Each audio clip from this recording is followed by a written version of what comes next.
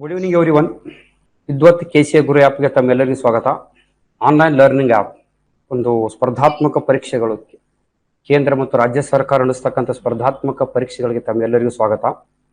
ಈ ಒಂದು ಆ್ಯಪ್ದಲ್ಲಿ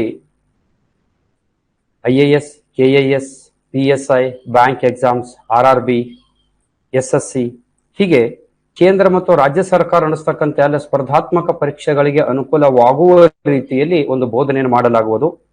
ರಾಷ್ಟ್ರದ ಮತ್ತು ರಾಜ್ಯದ ನುರಿತ ತಜ್ಞರಿಂದ IAS ಮತ್ತು KS ಪರೀಕ್ಷೆಯ ಅನುಭವಸ್ಥರು ಈ ಒಂದು ಲರ್ನಿಂಗ್ ಆ್ಯಪ್ದಲ್ಲಿ ಪಾಠವನ್ನು ತೆಗೆದುಕೊಳ್ತಾರೆ.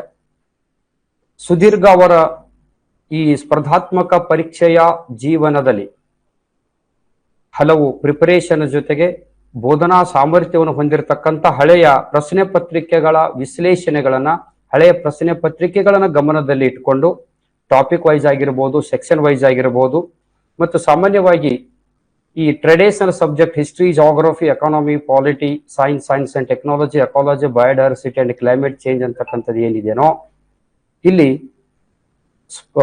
ಕರೆಂಟ್ ಅಫೇರ್ಸ್ ಅಂದ್ರೆ ಪ್ರಚಲಿತ ವಿದ್ಯಮಾನಗಳನ್ನ ಗಮನದಲ್ಲಿ ಇಟ್ಟುಕೊಂಡು ಬೋಧನೆ ಮಾಡಲಾಗುವುದು ಅಂತ. ಯಾವುದೇ ಒಂದು ಕೇಂದ್ರ ಸರ್ಕಾರ, ರಾಜ್ಯ ಸರ್ಕಾರ ನಡೆಸ್ತಕ್ಕಂಥ ಸ್ಪರ್ಧಾತ್ಮಕ ಪರೀಕ್ಷೆಗಳಲ್ಲಿ ಬಹುತೇಕ 40% ಪ್ರಶ್ನೆಗಳು ಈ ಪ್ರಚಲಿತ ಘಟನೆಗಳನ್ನ ಆಧಾರವಾಗಿ ಇಟ್ಟುಕೊಂಡು ಬರ್ತಕ್ಕಂಥ ಪ್ರಶ್ನೆಗಳಿದಾವೆ. ಇವತ್ತು ಒಂದು ಕಾಂಪಿಟೇಟಿವ್ ಎಕ್ಸಾಮ್ಸ್ ನಲ್ಲಿ ಕಳೆದ 5 ವರ್ಷಗಳ ಪ್ರಶ್ನೆ ಪತ್ರಿಕೆಗಳನ್ನು ನಾವು ಅವಲೋಕಿಸಿದಾಗ there is no factual questions, ಅಂದ್ರೆ only few percentage are the factual questions and rest ನಮಗೆ ಬರ್ತಕ್ಕಂಥ questions conceptual questions, mixed conceptual factual questions, assertion reason, match type and analytical type questions. Moreover competitive exams ಹೇಗಿರ್ತದೆ ಅಂದ್ರೆ is not the selection process, is elimination process. ಇಲ್ಲಿ selection ಮಾಡಬೇಕು ಅನ್ನೋಕ್ಕಿಂತಲೂ ಒಂದು elimination process ಅನ್ನ ಸಾಮಾನ್ಯವಾಗಿ ಹೊಂದಿರ್ತದೆ ಇಲ್ಲಿ. ಹಾಗಾಗಿ ವಿದ್ಯಾರ್ಥಿಗಳಿಗೆ ಒಂದು ABCD ಯಲ್ಲಿ ಕೊಟ್ಟಿರ್ತಕ್ಕಂಥ MCQದಲ್ಲಿ ಯಾವುದನ್ನು ನಾವು ತೆಗೆದುಕೊಳ್ಬೇಕು, ಯಾವುದು ನಿಯರೆಸ್ಟ್ ಆನ್ಸರ್ ಆಗಿರ್ತದೆ. ಇಲ್ಲಿ ಡಿಸ್ಕ್ರಿಪ್ಟಿವ್ ಇರದೇ ಇರಬಹುದು. ಪ್ರಿಲಿಮ್ಸ್ ಎಕ್ಸಾಮ್ಸ್ಗೆ, ಸ್ಪೆಷಲಿ KASಗೆ ಪ್ರಿಲಿಮ್ಸ್ಗೆ ಮಲ್ಟಿಪಲ್ ಚಾಯ್ಸ್ ಕ್ವಶನ್ಸ್ ಇರ್ತದೆ. PSIದಲ್ಲಿ ಕೂಡ ಒಂದು ಪೇಪರ್ ಮಲ್ಟಿಪಲ್ ಚಾಯ್ಸ್ ಕ್ವಶನ್ಸ್ ಇರ್ತದೆ, ಇನ್ನೊಂದು ಡಿಸ್ಕ್ರಿಪ್ಟಿವ್ ಇರ್ತದೆ. PDI ಮತ್ತು ವಿಲೇಜ್ ಅಕೌಂಟ್ಗೆ ಸಾಮಾನ್ಯವಾಗಿಯೂ ಕೂಡ ಒಂದು ಮಲ್ಟಿಪಲ್ ಚಾಯ್ಸ್ ಕ್ವಶನ್ಸ್ ಇರ್ತದೆ. Among the 4 options is 1 is correct and remaining 3 is wrong. ಯಾವ ಒಂದು ತಳಹದಿಯ ಮೇಲೆ ಆ 3 ಪ್ರಶ್ನೆಗಳು ತಪ್ಪಿದಾವೆ ಅಂತಕ್ಕಂಥದ್ದನ್ನು ಕೂಡ ಫೈಂಡ್ ಔಟ್ ಮಾಡಬೇಕಾಗ್ತದೆ. 3 ಪ್ರಶ್ನೆಗಳ ಸರಿ ಸಗಾಟಾಗಿ ನಾವು ಅದನ್ನ ರಾಂಗ್ ಅಂತ ಹೇಳಿಕ್ ಆಗೋದಿಲ್ಲ. ಒಂದು ಆಪ್ಷನ್ 80% ಸರಿ ಇರುತ್ತೆ, ಇನ್ನೊಂದು ಆಪ್ಷನ್ 90% ಸರಿ ಇರ್ತದೆ, ಅನದರ್ ಆಪ್ಷನ್ಸ್ ನಮಗೆ 100% ಸರಿ ಇರ್ತದೆ, ಒಂದು ಟೋಟ್ಲಿ ರಾಂಗ್ ಇರುತ್ತೆ. ಆ 100% ಸರಿ ಯಾವ್ದು ಇರುತ್ತಲ್ಲ ಅದನ್ನ ಯಾವ ವಿದ್ಯಾರ್ಥಿ ಟಿಕ್ ಹಾಕ್ತಾನೋ is a successful candidate in the competitive exams. So ಹಾಗಾಗಿ ನಮ್ಮ ಟೀಮ್ ಏನಿದೆಯೋ ದ ರಿನೌಂಡ್ ಟೀಮ್ ಅಂತ ನಾವು ಹೇಳ್ಬೋದು. ಈ ಟೀಮು ಸಾಮಾನ್ಯವಾಗಿ ಈ ಕಾಂಪಿಟೇಟಿವ್ ಎಕ್ಸಾಮ್ಸ್ ನಲ್ಲಿ ಯಾವ ತರ ನೋಡ್ಬೇಕು, ಆಪ್ಷನ್ಸ್ ಗಳನ್ನ ಯಾವ ತರ ನಾವು ನೋಡ್ಬೇಕಾಗ್ತದೆ, ಪ್ರಶ್ನೆಯನ್ನ ಯಾವುದಕ್ಕೆ ವೇಟೇಜ್ ಗಳನ್ನು ಕೊಟ್ಟ ಪ್ರಶ್ನೆಯನ್ನು ಕೇಳಿದಾನೆ, ಕೊಟ್ಟಿರ್ತಕ್ಕಂಥ ಪ್ರಶ್ನೆಗೆ ಯಾವುದು ಸೂಕ್ತ ಆಪ್ಷನ್ ಅಂತಕ್ಕಂಥದ್ದನ್ನ ಇಲ್ಲಿ ಹೇಳುವಂತ ಒಂದು ಕೆಲಸ ಆಗ್ತದೆ. ನಮ್ಮಲ್ಲಿ ನುರಿತ ತಜ್ಞರು ಇದ್ರೆ ಎಲ್ಲ ಮಾಹಿತಿಯನ್ನು ನೀಡ್ತಾರೆ. ಈಗ ನಂದು ಭಾರತ ಸಂವಿಧಾನ ಅಂತಕ್ಕಂಥದ್ದು ಒಂದು ಇಂಡಿಯನ್ ಕಾನ್ಸ್ಟಿಟ್ಯೂಷನ್ ಅಂತಕ್ಕಂಥದ್ದು ನಂದು. ಇಂಡಿಯನ್ ಕಾನ್ಸ್ಟಿಟ್ಯೂಷನ್ ಸಂಬಂಧಪಟ್ಟಂತೆ ವೇಟೇಜ್ ಯಾವ ತರ ಇರ್ತದೆ ಸ್ಪರ್ಧಾತ್ಮಕ ಪರೀಕ್ಷೆಗಳು. Indian constitutions is a mandatory subject for all competitive examinations will conducted by the state government and central government. ಯಾಕಂದ್ರೆ ನೀವು IAS ನಲ್ಲಿ ಕೂಡ ನೋಡಿದ್ರು ಕೂಡ ಸಾಮಾನ್ಯವಾಗಿ 17 ಪ್ರಶ್ನೆಗಳು, KIS ಇಂದಲ್ಲಿ ನೋಡಿದ್ರು ಕೂಡ ನಮಗೆ 15 ಪ್ರಶ್ನೆಗಳು, ಮತ್ತು PSI ದಲ್ಲಿ ನೋಡಿದ್ರು ಕೂಡ ನಮ್ಗೆ 15ರಿಂದ 18 ಪ್ರಶ್ನೆಗಳು ಒಂದು ಭಾರತ ಸಂವಿಧಾನ ಮತ್ತು ರಾಜಕೀಯ ಅಂತಕ್ಕಂಥದ್ದು, ಇಂಡಿಯನ್ ಪಾಲಿಟಿ ಅಂಡ್ ಗವರ್ನೆನ್ಸ್ ಅಂತ ಹೇಳ್ತೀವಿ. ಇಲ್ಲಿ ಇಂಡಿಯನ್ ಪಾಲಿಟಿ ಮತ್ತು ಗವರ್ನೆನ್ಸ್ ಅಂತಕ್ಕಂಥದ್ದು ಪ್ರಿಲಿಮ್ಸ್ಗೆ ಎಷ್ಟು ಬಂದ್ರೆ ಮೇನ್ಸ್ಗೆ IAS ಮೇನ್ಸ್ ನಲ್ಲಿ ಸೆಕೆಂಡ್ ಪೇಪರ್ 250 ಮಾರ್ಕ್ಸ್ ಸಂಪೂರ್ಣವಾಗಿ ಅದು ಒಂದು ಇಂಡಿಯನ್ ಪಾಲಿಟಿ ಅಂಡ್ ಗವರ್ನೆನ್ಸ್ ಇದೆ ಅಂತಕ್ಕಂಥದ್ದನ್ನು ಅಷ್ಟೇ ವೇಟೇಜ್ ಕೂಡ KS ಮೇನ್ಸ್ ನಲ್ಲಿ ಕೂಡ ನಾವು ನೋಡ್ತೀವಿ ಅಂತಕ್ಕಂಥದ್ದು.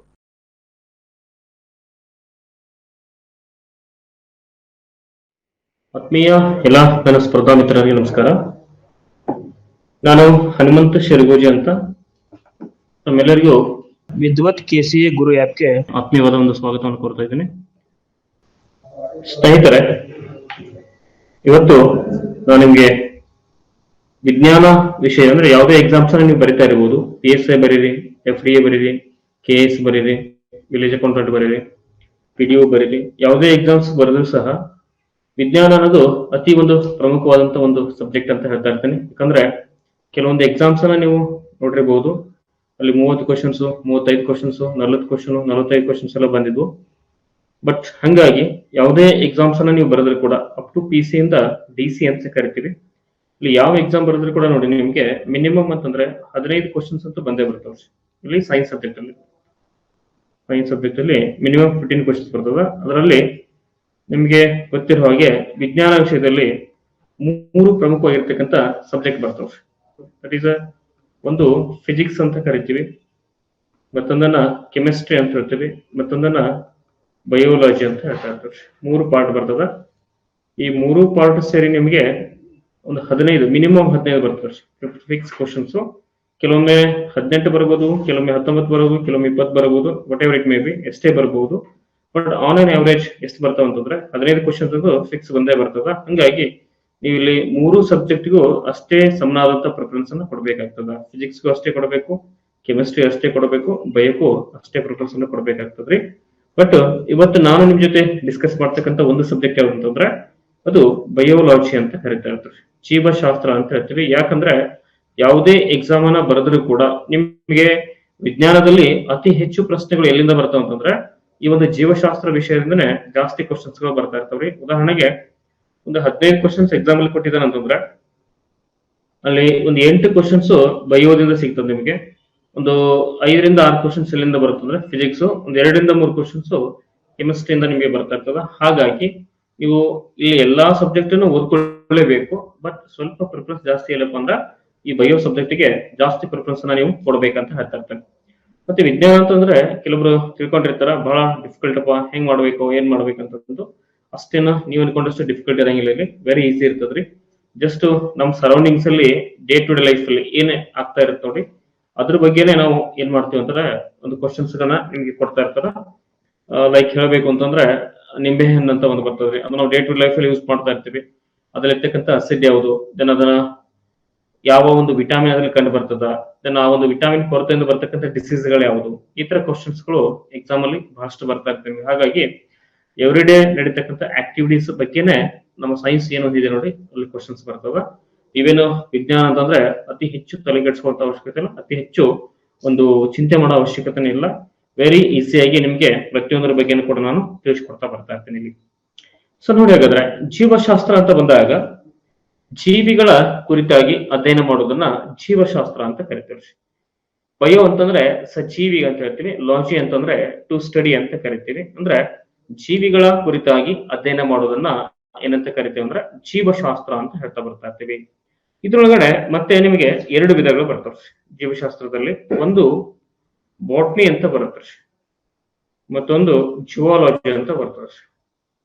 ಬಾಟ್ನಿ ಅಂತಂದ್ರೆ ಸಸ್ಯಶಾಸ್ತ್ರ ಅಂತ ಕರಿತೀವಿ, ಜುವಾಲಜಿ ಅಂತಂದ್ರೆ ಪ್ರಾಣಿಶಾಸ್ತ್ರ ಅಂತ ಕರಿತಾ ಇರ್ತೀವಿ. ಸಸ್ಯಶಾಸ್ತ್ರ, ಇನ್ನೊಂದು ಪ್ರಾಣಿಶಾಸ್ತ್ರ ಅಂತ ಕರಿತಾ ಇರ್ತೀವಿ. ಎರಡನ್ನ ಒಟ್ಟಾಗಿ ನಾವೇನಂತ ಕರಿತೀವಿ ಅಂದ್ರೆ ಬಯೋಲಾಜಿ ಅಂತ ಹೇಳ್ತಾ ಇರ್ತೀವಿ. ಅಂದ್ರೆ ಸಸ್ಯಗಳ ಬಗ್ಗೆ ಅಧ್ಯಯನ ಮಾಡೋದನ್ನ ಸಸ್ಯಶಾಸ್ತ್ರ ಅಂತ ಹೇಳ್ತೀವಿ, ಪ್ರಾಣಿಗಳ ಬಗ್ಗೆ ಅಧ್ಯಯನ ಮಾಡೋದನ್ನ ಪ್ರಾಣಿಶಾಸ್ತ್ರ ಅಂತ ಕರಿತೀವಿ. ಸಸ್ಯಗಳಿಗೂ ಜೀವ ಇದೆ ಅಂತ ತಿಳಿಸಿಕೊಟ್ಟಂತ ವಿಜ್ಞಾನಿ ಯಾರಂತಂದ್ರೆ ಜಗದೀಶ್ ಚಂದ್ರ ಬೋಸ್ ಅಂತ ಕರಿತಾ ಇರ್ತಾರೆ. ಎಕ್ಸಾಮ್ ಕೊಟ್ಟಿದ್ದ ನಿಮ್ಗೆ ಸಸ್ಯಗಳಿಗೆ ಜೀವ ಇದೆ ಅಂತ ಅಂದ್ಬಿಟ್ಟು ಹೇಳಿಕೊಟ್ಟಂತ ವಿಜ್ಞಾನಿ ಯಾರಂದ್ರೆ ಜಗದೀಶ್ ಚಂದ್ರ ಬೋಸ್ ಅಂತ ಕರಿತಾ ಬರ್ತಾ ಇರ್ತೀವಿ. ದೆನ್ ಪ್ರಾಣಿಗಳಂತಂದ್ರೆ ಆಲ್ಮೋಸ್ಟ್ ನಿಮ್ಗೆಲ್ಲ ಗೊತ್ತಿರೋದೆ, ಸಜೀವಿಗಳಂತಾನೆ ಕರಿತಾ ಇರ್ತೀವಿ. That is an living organism. ಅದ್ರ ಬಗ್ಗೆ ಕೂಡ ನಾವು ಒಟ್ಟಾಗಿ ಸ್ಟಡಿ ಮಾಡೋದಕ್ಕೆ ಬಯೋಲಾಜಿ ಅಂತಾನೆ ಕರಿತಾ ಬರ್ತಾ ಇರ್ತೀವಿ. ನೋಡಿ, ಈ ಬಯೋಲಾಜಿಲಿ ಬರ್ತಕ್ಕಂಥ ಒಂದು ಪ್ರಮುಖವಾದಂತ ಅಧ್ಯಾಯಗಳು ಯಾವ್ಯಾವ ಸರ ಅಂತ ಬಂದಾಗ ಒಂದು ಸಿಲಾಬಸ್ ಅಂತ ಬರ್ತಿಲ್ಲಿ. ಸಿಲಾಬಸ್ ಏನಂದ್ರೆ ಫಸ್ಟ್ ಟಾಪಿಕ್ ನೋಡಿ, ಗ್ರಂಥಿಗಳು ಮತ್ತು ಹಾರ್ಮೋನ್ಗಳು ಅಂತ ಕರಿತಾ ಇರ್ತೀವಿ. ಗ್ಲ್ಯಾಂಡ್ಸ್ ಅಂಡ್ ಹಾರ್ಮೋನ್ಸ್ ಅಂತ ಕರಿತೀವಿ ಇಂಗ್ಲಿಷ್ ಒಳಗಡೆ. ದೆನ್ ಜೀವಕೋಶಗಳ ಅಧ್ಯಯನ ಅಂತ ಕರಿತಾ ಇರ್ತೀವಿ, ಸ್ಟಡಿ ಆಫ್ ಸೆಲ್ ಅಂತ ಹೇಳ್ತೀವಿ.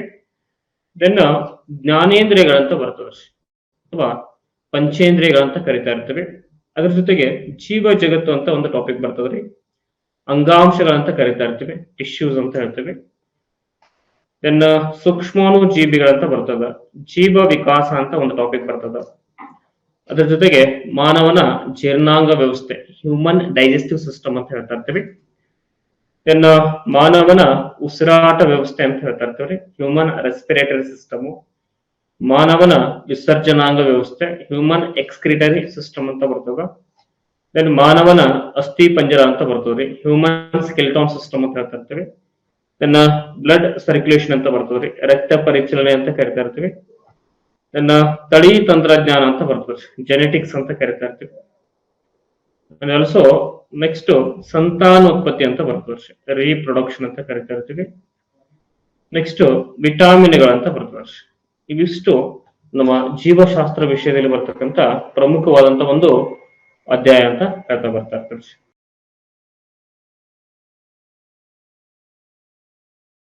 ಸ್ಪರ್ಧಾತ್ಮಕ ಪರೀಕ್ಷೆಗೆ ಸಂಬಂಧಪಟ್ಟಂತ ಸುಮಾರು ವಿಷಯಗಳನ್ನು ಡಿಸ್ಕಷನ್ ಮಾಡ್ತಾ ಹೋಗೋಣ. ಅದರಲ್ಲಿ ನಾವು ಇತಿಹಾಸಕ್ಕೆ ಸಂಬಂಧಪಟ್ಟಂತೆ, ಯಾವುದಕ್ಕಂತ ಹೇಳಾಗ್ತದೆ, ಇತಿಹಾಸಕ್ಕೆ ಸಂಬಂಧಪಟ್ಟಂತೆ ಸುಮಾರು ಅಂಶಗಳನ್ನ ನಾವು ಡಿಸ್ಕಷನ್ ಮಾಡ್ತಾ ಹೋಗೋಣ. ಈ ಇತಿಹಾಸದಲ್ಲಿ ಹಲವಾರು ವಿಷಯಗಳನ್ನ ನಾವು ತಿಳಿತಾ ಹೋಗ್ತೀವಿ. ನಾವು ನಿಮ್ಮ ಪ್ರೀತಿಯ ರಾಜು ಸರ್ ಮಾಡುವ ನಮಸ್ಕಾರಗಳು ಅಂತ ಹೇಳಿ ನಾವು ನೋಡ್ತಾ ಹೋಗ್ತೀವಿ. ಇಲ್ಲಿ ಏನಪ್ಪಾ ಅಂದಾಗ ಇತಿಹಾಸದ ಬಗ್ಗೆ ಸುಮಾರು ವಿಷಯಗಳನ್ನ ನಾವು ಕಲಿತಾ ಹೋಗ್ತೀವಿ. ಅದರ ಮೇಲೆ ಬಹುತೇಕ ಎಲ್ಲಾ ಸ್ಪರ್ಧಾತ್ಮಕತೆಯಲ್ಲೂ ಕೂಡ ಈ ವಿಷಯಕ್ಕೆ ಸಂಬಂಧಪಟ್ಟಂತೆ ಸುಮಾರು ಪ್ರಶ್ನೆಗಳು ಏನಾಗಿರ್ತಾವ ಅಂದ್ರ ಬಂದಿರ್ತಾವ ಅಂತೇಳಿ ನಾವು ನೋಡ್ತಾ ಹೋಗ್ತೀವಿ. ಹೌದಾ? ಹಾಗಾದ್ರೆ ಇತಿಹಾಸದಲ್ಲಿ ನಾವು ಏನೇನು ಓದ್ತೀವಿ, ಇತಿಹಾಸಕ್ಕೆ ಸಂಬಂಧಪಟ್ಟಂಗೆ ನಾವು ಏನು ಆರಂಭಿಕ ಹಂತದಲ್ಲಿ ಮೊದಲು ತಿಳ್ಕೋಬೇಕಾದಂತ ಒಂದು ಇನಿಷಿಯಂಟಲ್ ಸ್ಟೇಜ್ ಅಂತ ಹೇಳಿ ನಾವು ನೋಡ್ತಾ ಹೋಗ್ತೀವಿ. ಇಲ್ಲಿ ಇತಿಹಾಸಕ್ಕೆ ಸಂಬಂಧಪಟ್ಟಂತೆ ನಾವು ಸುಮಾರು ಏನಪ್ಪಾ ಅಂದಾಗ ನಾವು ನೋಡ್ತಾ ಹೋಗ್ತೀವಿ. ಇತಿಹಾಸಕ್ಕೆ ಸಂಬಂಧಪಟ್ಟಂತ ಸುಮಾರು ಒಂದು 4 ಭಾಗವಾಗಿ ಅಧ್ಯಯನ ಮಾಡ್ತೀವಿ. ಹೌದಾ? ಇಲ್ಲಿ ಸುಮಾರು ಯಾವುದೇ ಎಕ್ಸಾಮ್ ತೆಗೆದುಕೊಡ್ರಿ ಇತಿಹಾಸದ ಮೇಲೆ ಸುಮಾರು 15ರಿಂದ 20 ಪ್ರಶ್ನೆಗಳು ಬಿದ್ದೇ ಬಿಟ್ಟಿರ್ತಾವೆ. ಹೌದಾ? 15ರಿಂದ 20 ಪ್ರಶ್ನೆ ಪಕ್ಕಾ ಇರ್ತಾವೆ. ಹಾಗಾಗಿ ಸುಮಾರು 4 ಪ್ರತಿ ಎಕ್ಸಾಮ್ದಲ್ಲಿ ಕೂಡ ಕೇಳಿರ್ತಾನೆ. ಎಕ್ಸಾಮ್ದಲ್ಲಿ ಪ್ರಶ್ನೆಗಳು ಬಹಳ ಸಾಧ್ಯತೆ. ಹಾಗಾಗಿ ಬಹುತೇಕ ಎಲ್ಲ ವಿಷಯಗಳಂತೆ ಇದು ಕೂಡ ಇತಿಹಾಸ ಬಹಳ ದೊಡ್ಡ ವಿಷಯ ಅಂದ್ಕೊಂಡ್ರ ಹಾಗೆ ಹೇಳ್ಕೊಂತ ಹೋಗೋದಾಗ್ತದೆ. ಈ ವಿಷಯಕ್ಕೆ ನಾವ್ ಎಷ್ಟು ತಿಳ್ಕೊಳ್ತಾ ಹೋಗ್ತೀವಿ ಅಷ್ಟ ವಿಷಯ ಚಿಕ್ಕದಾಗ್ತಾ ಬರ್ತದೆ. ನಾವು ತಿಳಿದಷ್ಟು ಯಾಕಂದ್ರೆ ನಮ್ಗೆ ಗೊತ್ತಾಗ್ತದ, ಹಾಗಾಗಿ ಆ ವಿಷಯಗಳು ಚಿಕ್ಕದಾಗ್ತಾ ಹೋಗ್ತದ ಅಂತ ಹೇಳ್ತೀವಿ. ಬಹಳ ದೊಡ್ಡ ವಿಷಯದ ಅರ್ಥ ಆಗಂಗಿಲ್ಲ ಅಂತ ಅನ್ನಂಗಿಲ್ಲ. ಬಹಳ ಅತ್ಯಂತ ಸರಳವಾಗಿ ನಾವು ವಿಷಯನ ತಿಳ್ಕೊಂತ ಹೋಗೋಣ. ಹೌದಾ? ಇಲ್ಲಿ ಇತಿಹಾಸದಲ್ಲಿ ಸುಮಾರು 4 ಭಾಗ ಅಂತ ಹೇಳಿದೆ. ಒಂದು ನಾವು ನೋಡೋದು ಯಾವ್ದಪ್ಪ ಅಂದಾಗ ಪ್ರಾಚೀನ ಭಾರತ ಇತಿಹಾಸ. ಹೌದಾ?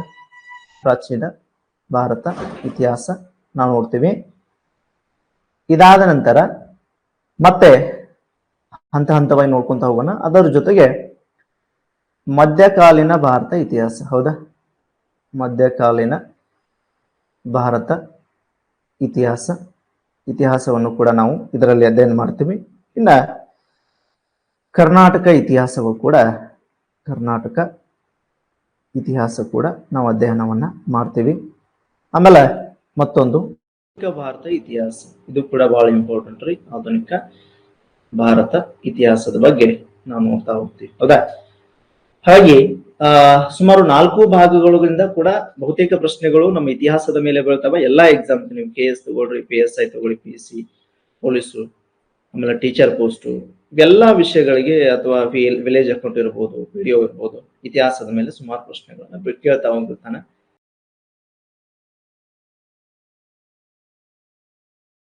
ವೆಲ್ ಫ್ರೆಂಡ್ಸ್, ಸೊ ಜಿಯೋಗ್ರಫಿ ಬಗ್ಗೆ ಡಿಸ್ಕಸ್ ಮಾಡೋಣ ಈಗ. ಜಿಯೋಗ್ರಫಿ ಮಹತ್ವ ಹೇಗೆ ಕಾಂಪಿಟೇಟಿವ್ ಎಕ್ಸಾಮ್ಸ್ ಡಿಸ್ಕಸ್ ಮಾಡಿದ್ದೀನಿ. ಈಗ ನಿಮಗೆ ಥ್ರೂ ಅಟ್ಲಾಸ್ ಮುಖಾಂತರ ಹೋದಷ್ಟು ಜಿಯೋಗ್ರಫಿ ಬಹಳ ಈಸಿಯಾಗಿ ನಮ್ಗೆ ಅರ್ಥ ಆಗುತ್ತೆ. ಭಾರತ ನೋಡಿ, ಈ ಕಡೆ ನಿಮಗೆ ನೋಡಿದಾಗ ಬಹಳ ಸಿಂಪಲ್ ಆಗಿ ನಿಮ್ಗೆ ಕಾಣ್ತಕ್ಕಂಥದ್ದು ಭಾರತ. ಇಲ್ಲಿ ನಮಗೆ ನೆರೆಹೊರೆ ರಾಷ್ಟ್ರ ಆಗಿರ್ತಕ್ಕಂಥ ಒಂದು ಅಫ್ಘಾನಿಸ್ತಾನ್ ಅಂತಕ್ಕಂಥ ಬರ್ತದೆ, ಇಲ್ಲಿ ಒಂದು ಪಾಕಿಸ್ತಾನ್ ಅಂತಕ್ಕಂಥದ್ದು, ಇಲ್ಲಿ ಚೈನಾ, ಇಲ್ಲಿ ನೇಪಾಳು, ಭೂತಾನು, ಇಲ್ಲಿ ಮಯನ್ಮಾರ್, ಬಾಂಗ್ಲಾದೇಶ್, ಹಾಗೆ ಕೆಳಗಡೆ ಬಂದ್ರೆ ನಮಗೆ ಈ ಶ್ರೀಲಂಕಾ ಅಂತಕ್ಕಂಥಕ್ಕೆ ಇವು ಒಂದು ನೆರೆಹೊರೆಯ ರಾಷ್ಟ್ರಗಳು ಅಂತಕ್ಕಂಥದ್ದು. ಭಾರತದ ಒಂದು ಭೌಗೋಳಿಕ, ಇದು ಒಂದು ಪೊಲಿಟಿಕಲ್ ಅಂತ ಹೇಳ್ತೀವಿ. ಭಾರತ ಒಟ್ಟು 28 ರಾಜ್ಯಗಳನ್ನ ಒಳಗೊಂಡಿದೆ ಅಂತಕ್ಕಂಥದ್ದು, 28 ಸ್ಟೇಟ್ಸ್ ಅಂತ ಹೇಳ್ತೀವಿ.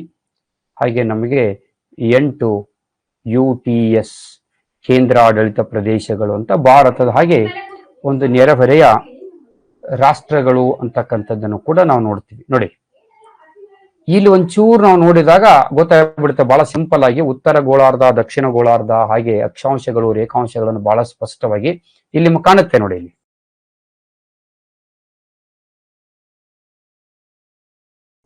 ಒಂದು ಟಿವಿಯ ಬೆಲೆ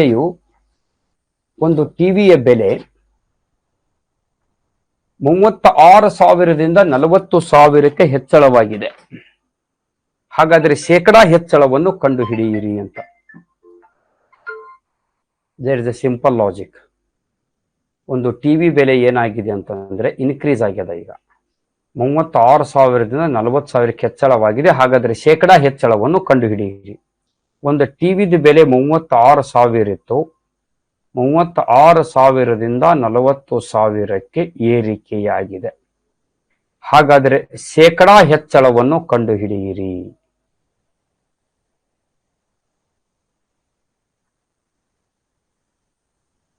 ಶೇಕಡಾ ಹೆಚ್ಚಳ. ಈ ತರ ಕ್ವಶನ್ಸ್ ಕೊಟ್ಟಾಗ ಸಿಂಪಲ್ ಆಗಿ ಏನ್ ಬರ್ತದೆ ಆನ್ಸರ್ ಅಂದ್ರೆ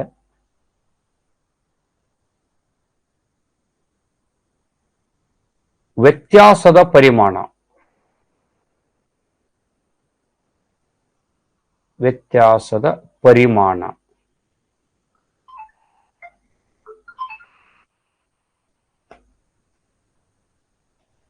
ಡಿವೈಡೆಡ್ ಬೈ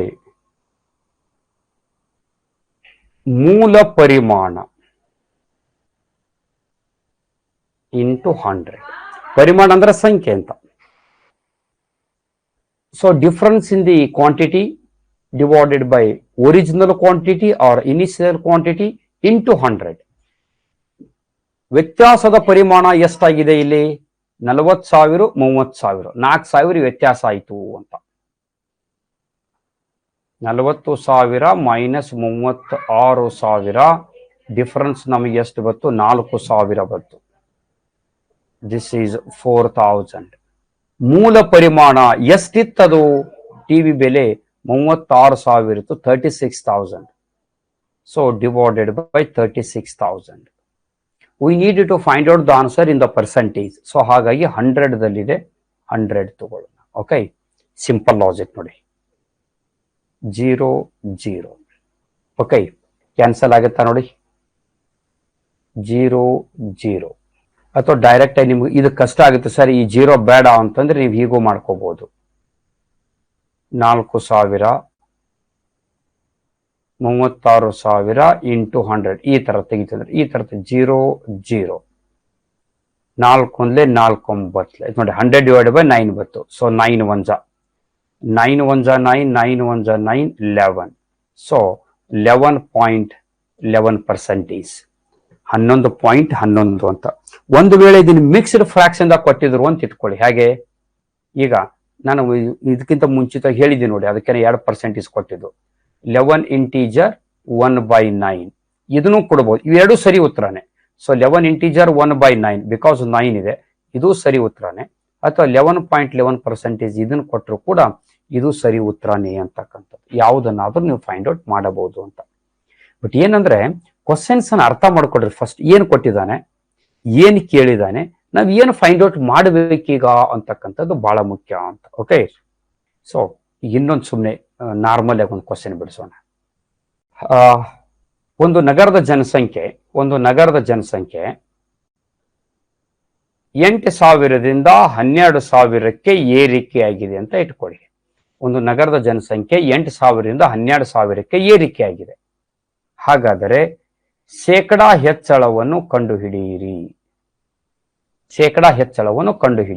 ಸಿಂಪಲ್. ಹೇಗೆ ಮಾಡ್ತೀವಿ? ವ್ಯತ್ಯಾಸದ ಪರಿಮಾಣ 12,000 ಒಳಗೆ 4,000 ತೆಗೆದ್ರೆ 12,000ರಲ್ಲಿ 4,000 ತೆಗೆದ್ರೆ 4,000 ಉಳಿತು. ಡಿವೈಡೆಡ್ ಬೈ ಎಷ್ಟಿದೆ ಕೆಳಗಡೆ? 8,000 ಇಂಟು 100. 0 0. 4 1 4 2. 4 1 4 25. ಎಷ್ಟಾಯ್ತು? 25% ಇನ್ಕ್ರೀಸ್ ಆಯ್ತು. ನೋಡಿ, ಒಂದು ವೇಳೆ ಕಡಿಮೆ ಆದ್ರೆ ಏನ್ ಆನ್ಸರ್ ಬರಬಹುದು ಅಂತಕ್ಕಂಥದ್ದು. ಇದೇ ಪ್ರಾಬ್ಲಮ್ಸ್ ಅನ್ನು ಡಿಕ್ರೀಸ್ ಆಗಿ ತಗೊಳ್ಳೋಣ. ಈಗ the same problem should be take in the decrease ಅಲ್ಲಿ ನೋಡೋಣ. ಒಂದು ನಗರದ ಜನಸಂಖ್ಯೆ 12,000ದಿಂದ 8,000ಕ್ಕೆ ಇಳಿಕೆಯಾಗಿದೆ ಅಂತಕ್ಕಂಥದ್ದು. 8,000ಕ್ಕೆ ಕಡಿಮೆಯಾಗಿದೆ ಅಥವಾ ಇಳಿಕೆಯಾಗಿದೆ. ಹಾಗಾದ್ರೆ ಶೇಕಡಾ ಇಳಿಕೆಯನ್ನು ಕಂಡುಹಿಡಿಯಿರಿ. ಶೇಕಡಾ ಇಳಿಕೆಯನ್ನು ಕಂಡುಹಿಡಿಯಿರಿ. ಸಿಂಪಲ್. ಇಲ್ಲಿ ಕೂಡ ಸೇಮ್ ಫಾರ್ಮುಲಾ. ವ್ಯತ್ಯಾಸದ ಪರಿಮಾಣ 12,000 8,000 ತೆಗೆದ್ರೆ ಎಷ್ಟು ಉಳಿತು? 4,000. ಓಕೆ. ಮೂಲ ಪರಿಮಾಣ ಯಾವುದು ಅಂತ ನೋಡ್ಬೇಕು. ಇಲ್ಲಿ ನೋಡಿ, 8,000 ಮೊದಲಿತ್ತು, 12,000ಕ್ಕೆ ಏರಿಕೆ ಆಯ್ತು. ಇಲ್ಲಿ 12,000 8,000ಕ್ಕೆ ಇಳಿಕೆಯಾಗಿದೆ ಅಂದ್ರೆ ಇದು ಮೂಲ ಪರಿಮಾಣ. This is the original. 12,000 ಉಳಿತು ಇಂಟು 100. ಸೊ 0 0 4 1 ಜಾ 4 3 ಜಾ 4 1 ಜಾ 4 3 ಜಾ 3 1 ಜಾ. ಸೊ 3 3 ಜಾ 9 3 3 ಜಾ 9. 33.33%. ನಾನು ಯಾಕೆ ನಿಮಗೆ ಅವು ಗೊತ್ತಿರಬೇಕು ಅಂತ ಹೇಳಿದ್ದೀನಿ ಅಂತಂದ್ರೆ, ಇದು ನೋಡಿ, ಈಗ ಬಹಳ ಈಸಿಯಾಗಿ 1/3 ಉಳಿತಾ 1/3 ಇಂಟು 100 ಅಂದ್ರೆ 33.33%. ನೀವು ಕ್ಯಾನ್ಸಲ್ ಮಾಡೋ ಅವಶ್ಯಕತೆನೇ ಬರೋದಿಲ್ಲ, ಯಾಕಂದ್ರೆ ನಿಮ್ಮ ಮೈಂಡ್ದಾಗ ಅದು ಫಿಕ್ಸ್ ಆಗಿರ್ತದೆ ಅಂತ. ಹಾಗಾಗಿ ಕೆಲವೊಂದಿಷ್ಟು ಪರ್ಸೆಂಟೇಜ್ಗಳನ್ನ ನೀವು ಗಮನದಲ್ಲಿ ಇಟ್ಕೊಳ್ಳೋದು ಸೂಕ್ತ ಅಂತ. ಅದನ್ನ ಮಗ್ಗಿಂಗ್ ಮಾಡಿದ್ರು ತಪ್ಪೇನಿಲ್ಲ. If you are mugging that one, no problem at all.